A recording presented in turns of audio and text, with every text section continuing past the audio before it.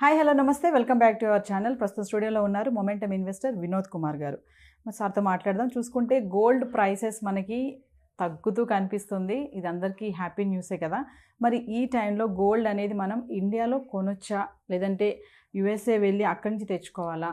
Gold అక్కడ ఎలా ఉంటుంది ప్రైస్, ఇక్కడ ప్రైస్ ఎలా ఉంటుంది, కంపేర్ టు దుబాయ్లో ప్రైస్ ఎలా ఉంటుంది, అసలు గోల్డ్ స్టాక్స్ ఎలా ఉంటాయి ప్రైస్ తగ్గుతున్న క్రమంలో, వీటన్నిటిపైన మాట్లాడడానికి వినోద్ కుమార్ గారు సార్తో మాట్లాడదాం. నమస్తే సార్. నమస్కారం అండి. సార్, గోల్డ్ ప్రైసెస్ చూసుకుంటే తగ్గుతుంది చాలా. ఇట్స్ వెరీ గుడ్ న్యూస్ అనుకోవాలి. అయితే ఇప్పుడు ఈ గోల్డ్ స్టాక్స్ అనేవి ఎలా ఉంటాయి సార్? అంటే గోల్డ్ స్టాక్స్ ఇప్పుడు కొనొచ్చు అంటారా? గోల్డ్ స్టాక్స్ అంటే జ్యువెలరీ స్టాక్స్.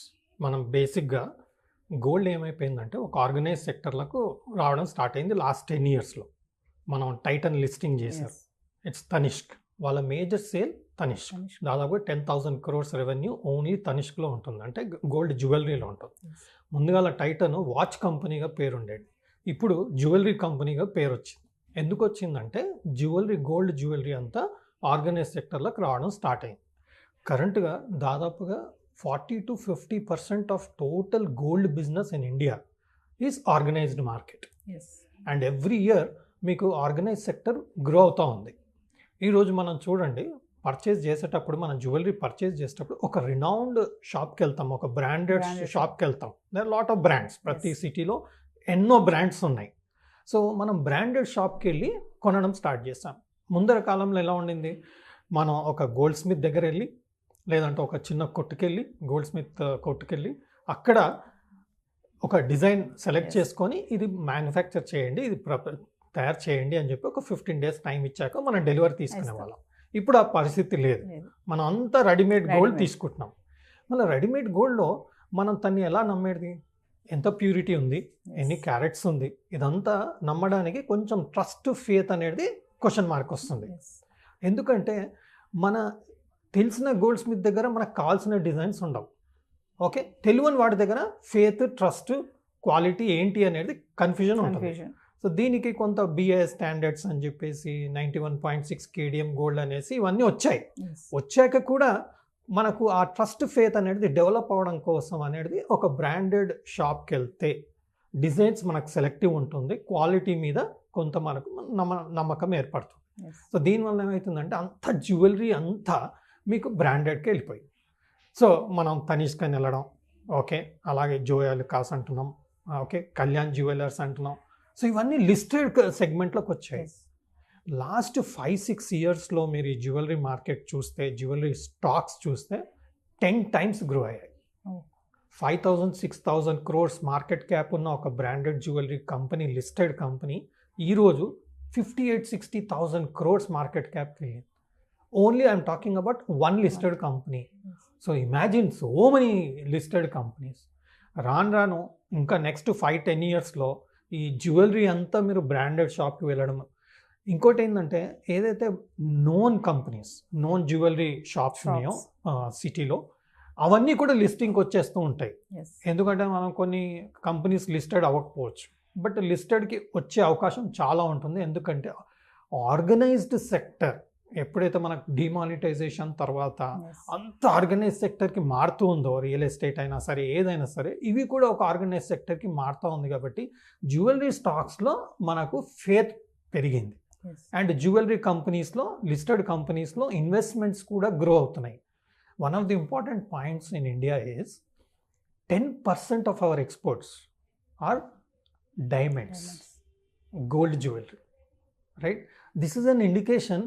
మన ఎక్స్పోర్ట్లో 10% కాంట్రిబ్యూషన్ ఓన్లీ గోల్డ్ జ్యువెలరీ డైమండ్స్కి వస్తుంది అంటే ఎంత మన ఎక్స్పోర్ట్స్, మన గోల్డ్ జ్యువెలరీ మీద వరల్డ్ ప్రపంచంలో ఎంత ప్రాముఖ్యత ఉందనేది మనకు తెలుస్తుంది. దీనివల్ల ఈవెన్ గవర్నమెంట్ కూడా మీరు చూడండి, గుజరాత్లోనో ఎక్కడోనో ఓన్లీ డైమండ్ సెంటర్ ఒకటి స్టార్ట్ చేశారు. So what is happening, focus అంతా డైమండ్ జ్యువెలరీ వీటి మీద India is coming, because lot of forex also we are expecting out of this industry. So కంప్లీట్గా మనకు ఆర్గనైజ్ సెక్టర్కి షిఫ్ట్ అయిపోతూనే ఉంది, ఆల్రెడీ షిఫ్ట్ అయింది, ఇంకా ఆ పర్సంటేజ్ అనేది పెరుగుతుంది. కాబట్టి ఈ స్టాక్స్లో ఫోకస్ బాగా పెరుగుతుంది. ఈ స్టాక్స్ ఉన్న మ్యూచువల్ ఫండ్స్ కూడా ఇవంతా ఎందులో వస్తుందండి, కన్జంప్షన్లోనే వస్తుంది. సో కన్జంప్షన్ ఫండ్స్ లేదా లార్జ్ క్యాప్ ఫండ్స్, వీటిలో ఇవన్నీ వస్తున్నాయి. మనకు ఎస్ఎంఈ అంటాం, అంటే ఎస్ఎంఈ సెక్టర్ అని కొత్తగా స్టార్ట్ అయ్యింది. సో ఆ సెక్టర్లో ఈ కంపెనీస్ అన్నీ కూడా లిస్ట్ అవుతున్నాయి. ఆర్బీజెడ్ జ్యువెలర్స్ అని చెప్పేసి, మోతీ సన్స్ జ్యువెలర్స్ అని చెప్పేసి, ఇలాంటివన్నీ మనకు ఎస్ఎంఈ సెగ్మెంట్లో కూడా ఇవి స్టార్ట్ అవుతున్నాయి. స్మాల్ అండ్ మీడియం ఎంటర్ప్రైజెస్ అంటాం. ఆ సెగ్మెంట్లు ఇవి స్టార్ట్ అవుతున్నాయి. సో ఫోకస్ అంతా మనకు ఆర్గనైజ్ సెక్టర్లో వెళ్తుంది. మనం గోల్డ్ జ్యువెలరీ కొనడం, ఓకే, మనకు అందులో వేస్టేజ్ ఇవన్నీ లాస్ వస్తుంది అనేది ఒక అండర్స్టాండింగ్ ఉంది మనకు. కాస్ట్ ఆఫ్ గోల్డ్ పైన diamond cost, polishing cost, making charges, wastage, again GST, ఈ ట్యాక్సెస్ అన్నిటి వల్ల మన గోల్డ్ పోర్షన్ మన ఒక ఆర్నమెంట్లో ఓన్లీ 80%, 70% అయిపోయింది. మిగతా అంతా కొన్ని డైమండ్ మీరు నెక్లెసెస్ ఇవన్నీ చూడండి, ఆల్మోస్ట్ 50-70% ఓన్లీ మీకు మేకింగ్ ఛార్జెస్, వేస్టేజెస్, మీదికి వెళ్ళి మీకు డైమండ్, మనకు తెలియదు డైమండ్ ఏం డైమండ్ వాడుతుందని కూడా తెలియదు. ఎంత సర్టిఫికేషన్ ఇచ్చినా డౌట్స్ ఉంటుంది, రైట్? సో దానివల్ల ఏమవుతుందంటే మొత్తం ఆర్గనైజ్ సెక్టర్కి వెళ్ళిపోతుంది.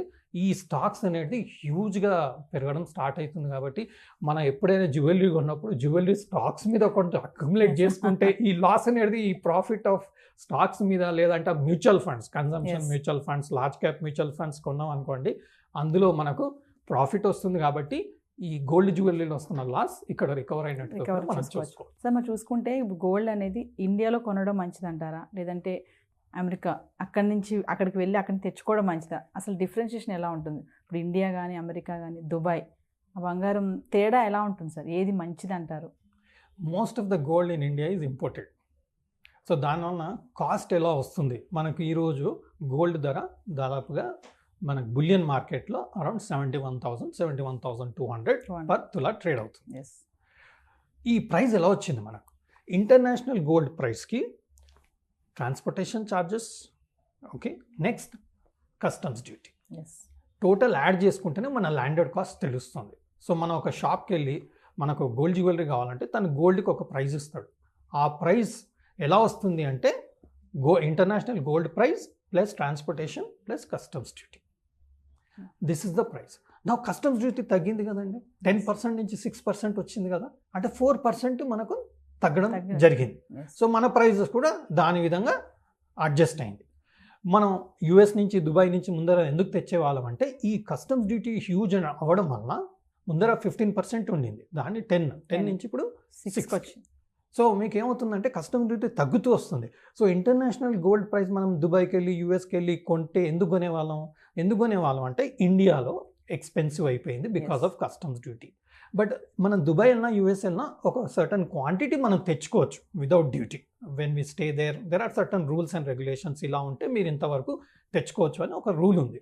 అది మనం తెచ్చుకోగలిగామనుకోండి, కొంతవరకు మనకు ఇక్కడ వెరిఫికేషన్లు అవన్నీ ఒక్కోసారి మనం మన లక్కీ ఉంటే అది కూడా మనం అవాయిడ్ చేస్తాం. సో మనకు ఆ 10% కస్టమ్స్ డ్యూటీ ఏదైతే ఉందో అది సేవ్ అవుతుందని చెప్పేసి అక్కడి నుంచి తెచ్చుకునేవాళ్ళు. ఇప్పుడు ఈ కస్టమ్స్ డ్యూటీ తగ్గుతూ ఉంది కాబట్టి మనకు వేరియేషన్ తక్కువ ఉంది. జస్ట్ బికాస్ ఆఫ్ 6% మనం ఏదో కొంత నామినల్ క్వాంటిటీ తెచ్చుకుంటే పెద్దగా పని చేయదు, ఎందుకంటే మనం హ్యూజ్ క్వాంటిటీ అయితే తెచ్చుకోలేము. Some limited quantity as per rules and regulations మనం తెచ్చుకోవచ్చు, డ్యూటీ ఉండదు అప్పుడు. సో 6% వేరియేషన్ కోసం హ్యూజ్ అయితే తెచ్చుకోలేము. సో తెచ్చుకున్న దానికి 6% అంటే కస్టమ్స్ డ్యూటీ పెద్దగా మనకు సేవ్ అయ్యేది ఏం లేదు. బెటర్ టు బై హియర్, ఎందుకంటే ఫిజికల్గా గోల్డ్ని హ్యాండిల్ చేయాలంటే it's little risky. Instead of it ఇక్కడ కొనుక్కోవడమే బెటర్. దీనివల్ల మనకి ఏమవుతుందంటే ఇంటర్నేషనల్ మీద ఉన్న ఇంట్రెస్ట్, మనం అమెరికా వెళ్ళినా దుబాయ్ వెళ్ళినా గోల్డ్ కొనుక్కోవాలి, మనకేమన్నా తక్కువ ధరకు వస్తుంది, ఇదంతా కొంతవరకు తగ్గుతూ వస్తుంది. కాబట్టి ఇండియాలోనే కొనుక్కోవడం బెటర్ అన్నట్టుగా ఒక ఇండికేషన్గా, ఒక బెనిఫిట్గా అవుతుంది. సో ఓవరాల్గా చూసుకుంటే మరి గోల్డ్ ప్రైస్ తగ్గుతుంది కదా, స్మగ్లింగ్ కూడా తగ్గించవచ్చు అంటారా? డెఫినెట్గా తగ్గించవచ్చండి. ఎప్పుడైతే వేరియేషన్ ఎక్కువ ఉంటుంది అనుకోండి, మనకు సేవ్ చేయడం కోసం అనేది మనం వేరే దారిలో వెతుకుతూ ఉంటాం. ఇప్పుడు కస్టమ్స్ డ్యూటీ తగ్గిపోతుంది కాబట్టి రాను తగ్గిపోతుంది, ఇంకా మనకు ముందుకి ఇంకా తగ్గింది అనుకోండి కస్టమ్స్ డ్యూటీ, ఇంటర్నేషనల్ ప్రైస్కి ఓన్లీ ట్రాన్స్పోర్టేషన్ కాస్ట్, ఓకే, అదొక్కటే యాడ్ చేసేస్తే ఇండియన్ ప్రైస్ గోల్డ్ ఆఫ్ వచ్చేస్తుంది. ఇప్పుడే ఇక్కడ ఏమవుతుంది, కస్టమ్స్ డ్యూటీ తగ్గుతున్నా కొద్దీ మనకు అంత వేరియేషన్ కనిపించట్లేదు. అలాంటప్పుడు స్మగుల్ చేసి స్మగుల్డ్ గోల్డ్ కొనడం రిస్క్ ఎందుకు? ఇక్కడ మనకు ఆర్గనైజ్డ్ సెక్టర్లోనే మంచిగా బిల్ ఇచ్చేసి పేమెంట్ చేసేసి గోల్డ్ కొనేసుకుంటే మనకి ఎప్పటికైనా ఎవరితోనైనా ఏం ఇబ్బంది లేదు. మనం బేసిక్గా ఎంత అంటే అంత గోల్డ్ జ్యువెలరీ కొనుక్కోవచ్చు, వేసుకోవచ్చు. ఏదో నామినల్ కాకుండా మనం షాప్ కీపర్తో బార్గెన్ చేయగలిగితే మనకు బెటర్ ప్రైస్ వస్తుంది Yes. కదండి.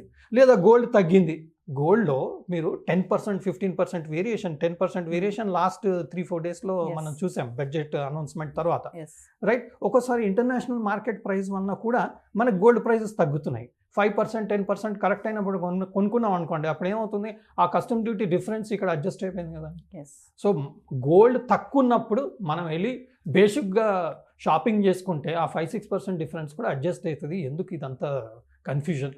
ఇన్స్టెడ్ ఫేర్గా, ఫ్రాంక్గా, బెటర్ ప్రైస్, బెటర్ ఆపర్చునిటీ వచ్చినప్పుడు గోల్డ్ జ్యువెలరీ కొనుక్కుంటే బెటర్ అని అవుతుంది. కాబట్టి స్మగ్లింగ్ అంతా ఇంకా డిస్ట్రాక్ట్ అవుతుంది, దానివల్ల పెద్ద లాభం వచ్చేది ఏం లేదు.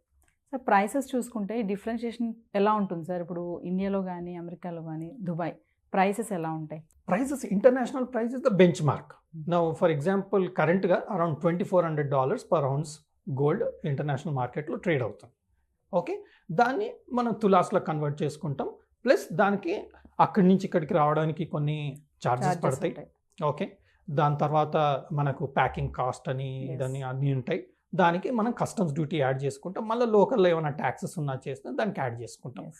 ఇవన్నీ మన కస్టమ్ డ్యూటీ మేజర్గా తగ్గుతుంది కాబట్టి మనకు డిఫరెన్స్ అనేది తగ్గిపోతుంది.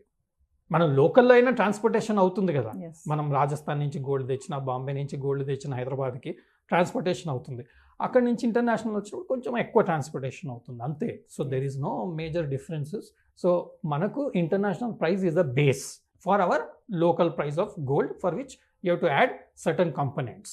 సో ఆ కంపోనెంట్స్ తగ్గుతున్నప్పుడు మనకు బయట నుంచి వచ్చే గోల్డ్కి ఇక్కడ వచ్చే గోల్డ్కి పెద్దగా వేరియేషన్ ఉండే అవకాశం తక్కువ. సో ఓవరాల్గా గోల్డ్ ప్రైస్ తగ్గడం వల్ల చాలా బెనిఫిట్స్ అయితే ఉన్నాయి కదా సార్? చాలా బెనిఫిట్స్ ఉన్నాయి. మనం బేసిక్గా కొనుక్కోవచ్చు. ఇప్పుడు అందరూ క్రెడిట్ కార్డ్ అని, చెక్ అని ఇదే విధంగా కొంటూ ఉన్నారు. ట్యాక్సెస్ కూడా తగ్గుతున్నాయి. Yes. ఇంకొంచెం మనకి GST 3% ఉంది, అది కూడా కొంచెం తగ్గితే మనకి ఇంకా అడ్వాంటేజ్ వస్తుంది. ప్రస్తుతం మాత్రం మార్కెట్ డౌన్ ఉన్నప్పుడు కొంటే మనకు బెటర్ ప్రైస్ వస్తుంది. ఎలాగైనా మనం లాస్ట్ 40 years చూసాం, 9 to 10% కంపౌండింగ్ రిటర్న్ ఇస్తూనే ఉంది gold. Nothing to worry. Thank you sir.